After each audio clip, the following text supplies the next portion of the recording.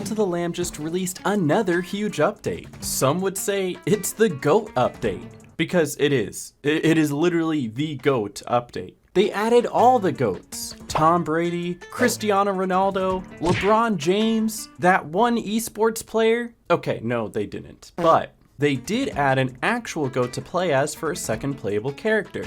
And in this video, we're gonna go over all of the new additions in this update, all the way down to the details. He's fallen asleep in the poo! The big selling point of the Unholy Alliance update is the co-op feature where you can play the game with your best friend or whoever happens to be sitting next to you at the time. Go ahead, hit start.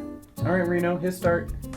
In celebration of the GOAT being added to the game, my friends and I went to the local fair and tracked down their GOATs so we could ask if we could bring one back to help do commentary for the video. We spotted our target, who seemed to really like me. But alas, her owner said we couldn't take her, which makes total sense because we're strangers and there's no reason they should trust us with their GOAT. But her name is Missy and she was wonderful, probably. Say hi to Missy, everybody. Hi, Missy! But enough with the jokes, this isn't a comedy channel. Well, I mean it is, but it isn't. Let's just get into the details of the gameplay. If you're curious about what this or any of the updates have to offer, they added a section on the main menu that has a roadmap. It showcases all of the key components from the past updates, such as the additional combat depth, co-op gameplay, and sex. And if you're interested at all about that update, I did previously make a video about that you can go check out, but it'll also be linked at the end of the video that you can click on for some happy bonus points. Yay! But we can also see on this screen that they're planning on adding 2 more updates in the future. There are absolutely 0 details about what these updates are, when they're going to be added, and if these ones are also going to have sex. Just let me have sex with the rat! The main theme of the Holy Alliance update is the co-op gameplay, where one player gets to play as the lamb, while the other gets to play as the GOAT. They added new relics and tarot cards, many which complement the co-op gameplay, new side quests revolving around lore and the bishops, and even new items for your cult's campgrounds. But let's start with the obvious, shall we? The GOAT. I mean, look at this dude. He's even got his own little goat scream. I love it. All we know about the GOAT is that their name is the GOAT, and they've come from some alternate universe or reality where they're the lamb's counterpart. What the internet assumes about him is completely different. But one thing that people were excited for was learning that you could play as the GOAT in single player mode. This was a really cool addition. Now, only if they told us how. Seriously, I spent the first 2 hours wandering in circles wondering how to unlock this guy. So the way to do it is to first drop in with 2 players. You don't actually have to play, you just have to have 2 players playing at the same time. And then once you do that, it will immediately show the GOAT fleece in the temple menu. The only problem is that it costs 5 Sin to unlock it. So if you haven't been practicing your drum hero, you may have to do it a few times to get it unlocked. But once you do unlock it, you can use it anytime you'd like. One downside is that you can't make the GOAT wear any one of the special fleeces. He only gets his standard one, but I think I'm okay with that. And there's actually a second way to unlock the GOAT for single player that doesn't require you to have a second controller or a friend. During any crusade, if you just die, it takes you to this ominous purple statue that you can interact with. Doing so will also unlock the GOAT fleece too. I never knew this existed at first because personally I try my best not to die, but this is still worth doing even if you have the GOAT unlocked already because it gives you a ton of new tarot cards and relics. But otherwise, the co-op gameplay is actually really fluid and nice. When you start a dungeon, there's 2 weapons and 2 curses for you and your companion to choose from, so you can mix and match instead of both being forced to have the same loadout. It's not guaranteed to be different, but like most of the time it is. When it comes to selecting tarot cards, you don't choose the same tarot card for both players, but rather when 2 tarot cards pop up, one player will get one of them and the other player gets the other one. This once again gives the gameplay variety and allows each player to play their strengths. Also, if one character dies, the other character can give a heart to revive them. Unless of course you don't have more than a heart left, then tough luck. That's rough, buddy. And I have to mention that when you give a sermon in your temple, if the GOAT is the one preaching, the lamb is so cutely behind him cheering him on.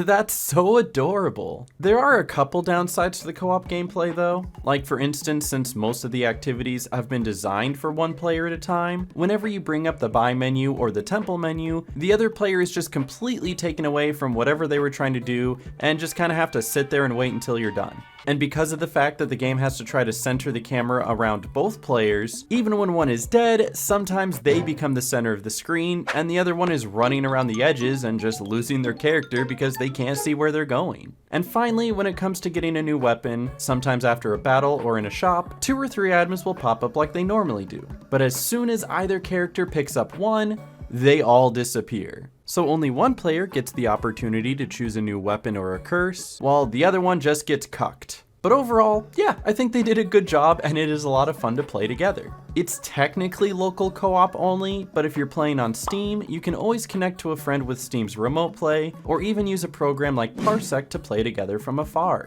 But there is still a ton to say about this update, so I hope that you stick around because some of it is great. Like there's a new fleece called the Cowboy Fleece that automatically makes any weapon choice into a gun. Literally, the only weapon ever available to you will be the gun. But what makes it so amazing isn't just how rootin' and tootin' it looks, but because it gives the lamb a special baa sound. What was that noise? Is he saying yee-haw?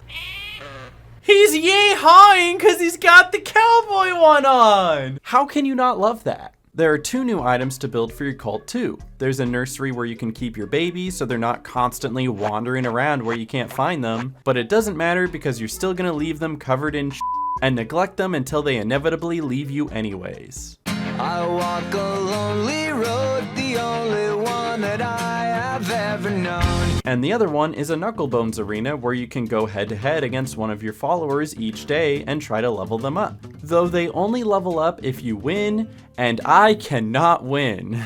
Oh my goodness, he's getting every good roll. What the heck? I swear these guys are cheating. But you can play Knucklebones as the goat, you can play it in co-op against your friend. It's your turn to roll the die.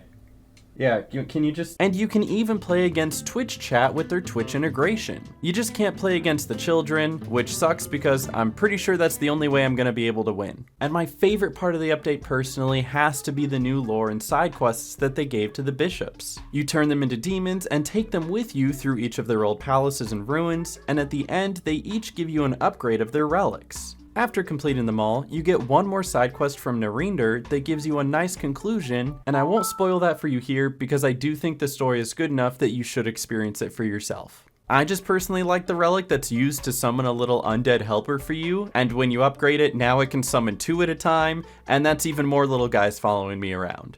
Yes, sir. Reporting everything. Another addition is that all of the followers can now have even more emotions that they didn't before, which is kind of odd because like, where did all of these new emotions come from? What is this, Inside Out 2? But they can become jealous or be jerks. Sometimes they can be cursed and look like something out of a horror film. But honestly, he's probably fine because, I mean, look, he's still eating. Some followers become petable, so it's not just the dogs anymore. And others are night owls, so they sleep during the day and work at night. Some even have the ability to snore and keep everyone up all night to the point where they just make an anti-snore club over in the corner. And they even added that your followers can have murderous intent for seemingly no reason. Gary was murdered for no reason! I only have murderous intent when I lose a game of Knucklebones. No, I lost! He sucks though! He's cheating! Alright, that's it. Nobody saw that, right? And there's still tons more left to explore and discover outside of that.